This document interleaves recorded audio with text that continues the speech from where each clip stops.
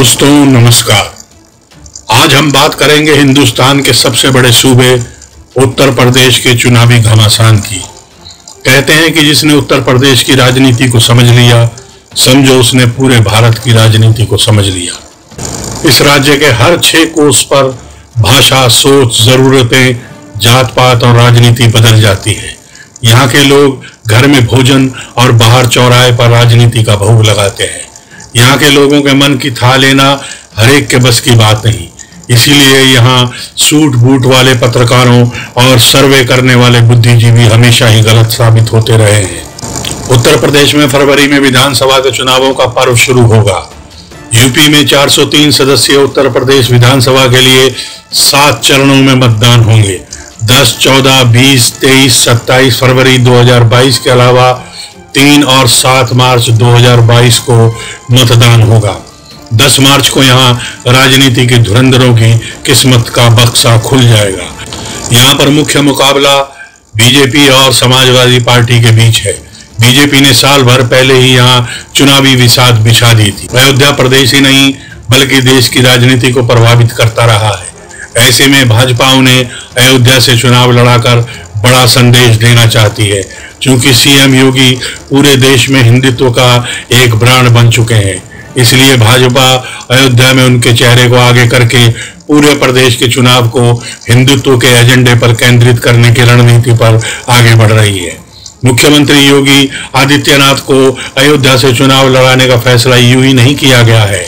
इसके पीछे पूरे चुनाव को हिंदुत्व व सांस्कृतिक राष्ट्रवाद पर केंद्रित करने की रणनीति के संकेत हैं। यही नहीं, योगी के अयोध्या से चुनाव लड़ने से न केवल अवध की 82 सीटों बल्कि ब्रज और काशी की भी कई सीटों पर असर पड़ना तय माना जा रहा है। सीएम योगी आदित्यनाथ के मठ की 3 पीढ़ियों का गहरा रिश्ता अयोध्या से रहा है। वह अपने मुख्यमंत्री के कार्यकाल में करीब 30 बार अयोध्या आ चुके हैं। इससे अयोध्या के लिए उनके लगाव का संदेश भी जाता है। भगवान राम का भव्य मंदिर, ऐसा मंदिर भगवान राम का बनेगा जो देश और दुनिया देखती रह जाएगी, दुनिया देखती रह जाएगी।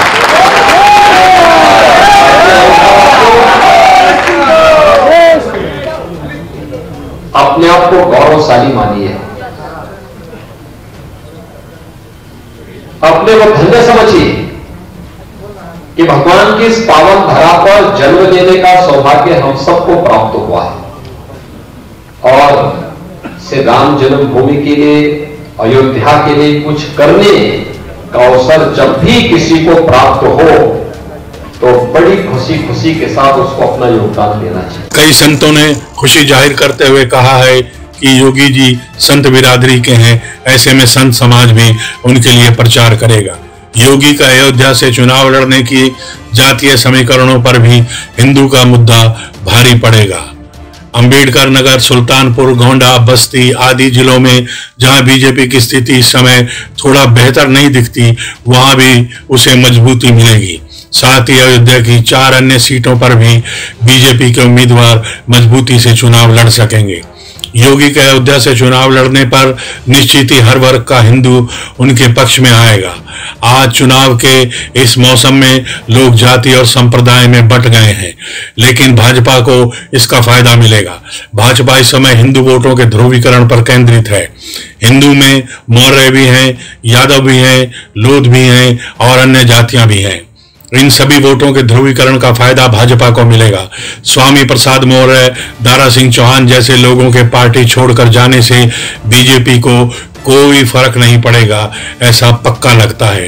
कैबिनेट मंत्री स्वामी प्रसाद मौर्य के अपने पद से इस्तीफा देने के बाद 3 और विधायकों ने बीजेपी से इस्तीफा दे दिया है। सभी ने मौर्य का साथ देने का वायदा किया है। स्वामी प्रसाद के साथ कानपुर में बिल्हौर विधानसभा क्षेत्र से बीजेपी विधायक भगवती सागर, बांदा की तिंदवारी सीट से भाजपा विधायक ब्रजेश प्रजापति और शाहजहांपुर के तिलहर से बीजेपी विधायक रोशन लाल वर्मा ने पार्टी को अपना त्यागपत्र सौंप दिया है। इन सभी का समाजवादी पार्टी में जाना तय है। कैबिनेट मंत्री दारा सिंह चौहान ने भी बीजेपी का साथ छोड़ दिया है। इस्तीफा देने वाले विधायकों में विनय शाक्य, मुकेश वर्मा और सीताराम वर्मा का नाम भी शामिल है। वहीं योगी सरकार में मंत्री रहे धर्मपाल सिंह सैनी ने भी पार्टी से इस्तीफा दे दिया है। सूत्रों से मिल रही जानकारी के मुताबिक बाला प्रसाद अवस्थी और रामफरन पांडे ने भी बीजेपी से इस्तीफा दे दिया है।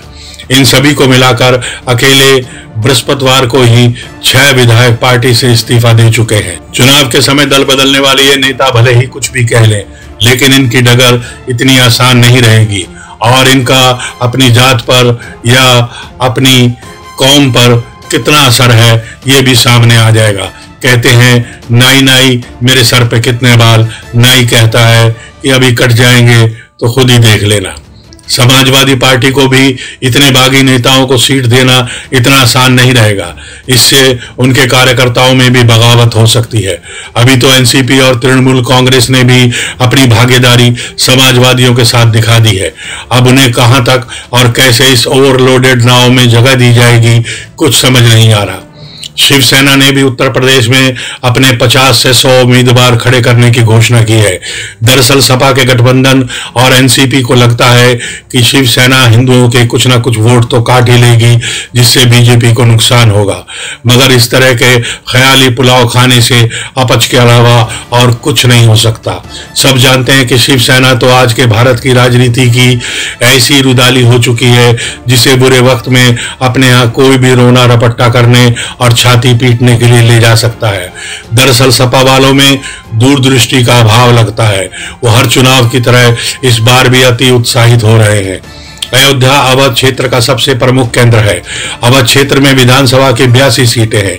योगी के मैदान में उतरने से अयोध्या के आसपास के जिलों अंबेडकर नगर, सुल्तानपुर, बाराबंकी, गोंडा, बहराइच, बलरामपुर, श्रावस्ती आदि में तो पार्टी को फायदा होगा ही, साथ ही पूरे उत्तर प्रदेश में अयोध्या से माहौल बनाने में मदद मिल सकती है।